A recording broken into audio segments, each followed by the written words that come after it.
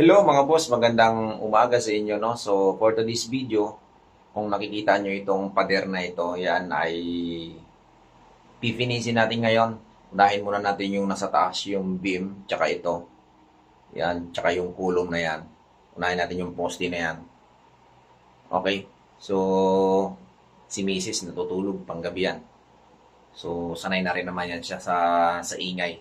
So, linisin natin to. Ayan, no? Unti-untiin natin kasi yung paikot niyan, kung papansin nyo, ito yung aming kwarto, ito yung master bedroom namin. Napakalaki nito mga boss, malaking master bedroom. So yung mga beam na yan, yung mga biga na yan ay pipinisin ko yan kasi kailangan ma-finish yan. Ipahuli na lang natin yung pinto. So kasi dito, pansin nyo ito, okay na ito eh. Ayan. Dito naman yung sa sala namin, sa labas. Ayan, malinis na ito. Inuna ko kasi ito. So, dito naman ang next project natin. Unti-unti natin to ngayong araw na ito. Kahit abutin pa ng isang buwan o isang linggo ito. At least, tayo lang naman ang gumagawa. So, siguro ngayong araw, baka matatapos ko dyan, yung beam na yan.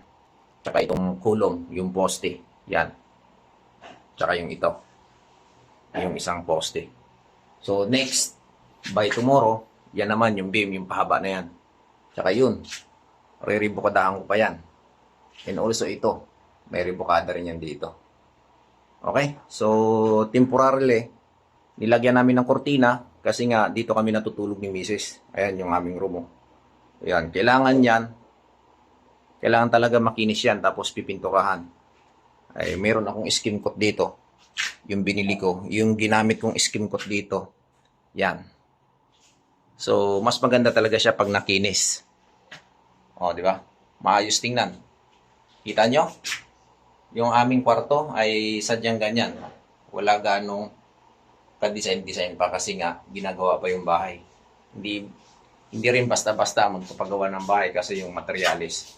So, bumili nga ako ng simento. Ang gagawin natin ngayong araw na ito ay ili-layout ko muna yon, yung beam na yan.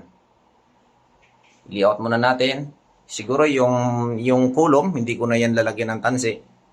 Basta huhulugan ko na lang ng diretso yan. Siguro, gamitan ko lang ng level bar. Okay?